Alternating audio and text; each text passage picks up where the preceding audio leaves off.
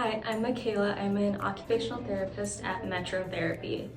Today we are going to talk about sensory feeding versus picky eating.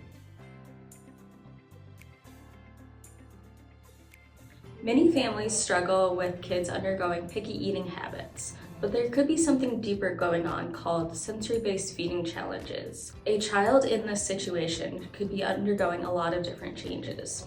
In order to understand these differences, let's first start off with what is picky eating. Picky eaters usually avoid trying new foods at first. They often prefer familiar foods over new foods. They may accept new foods on their plate, but they may be reluctant to engage or eat them. They will mostly have at least one or two foods from each food group: vegetables, fruits, and/or proteins or carbs. They may experience preferences to certain foods or stop eating preferred foods. Their diet usually has over 30 plus different foods that they will eat on a regular basis. They may eat a variety of textures or temperatures, and overall, picky eaters will consume enough food for a semi-nutritional balanced diet. But here's the key point. Picky eaters can eat a variety of textures and/or flavors when they are comfortable, hungry, and motivated. Their preferences can change over time, and with a gentle exposure, they usually expand their diet. Sensory feeding challenges are a bit different. These children aren't choosing to refuse foods. They are reacting to how the food feels, smells, and/or tastes, or even how it looks.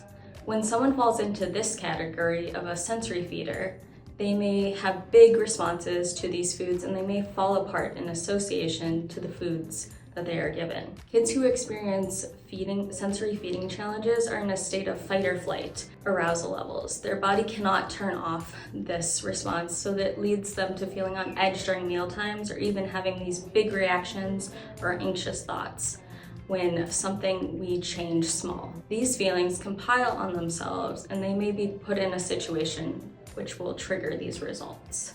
So children with sensory feeding challenges may refuse entire groups or categories of foods. They may gag, vomit, or panic when certain foods or textures or temperatures are provided. They may burn out of previously preferred foods.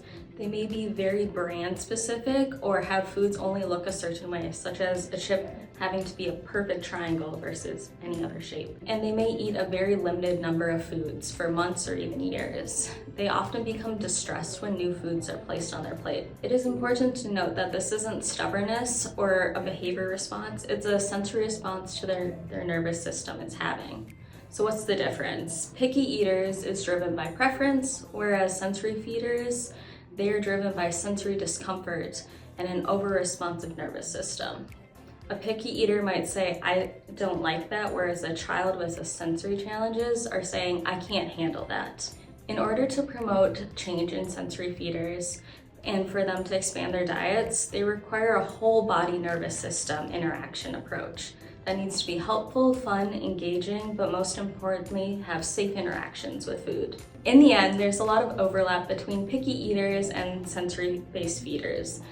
It may be difficult to pinpoint them out directly. It is important for any child to be given the tools, support, and care to work through their feeding challenges and avoid using tactics of pressure, bribing, and/or forcing food. In addition, sensory-based feeding challenges are only one area that could impact a child's nutrition and feeding. A few other concern areas could be lack of skill development in their mouth muscles, difficulties imitating motor actions, unable to track where food is in their mouth. They may lack the strength or endurance to chew, or even inattention to feeding related tasks, just to name a few. Overall, if you are concerned about your child's nutritional needs, please talk to a feeding therapist at Metro to determine whether feeding therapy is right for you. Thank you.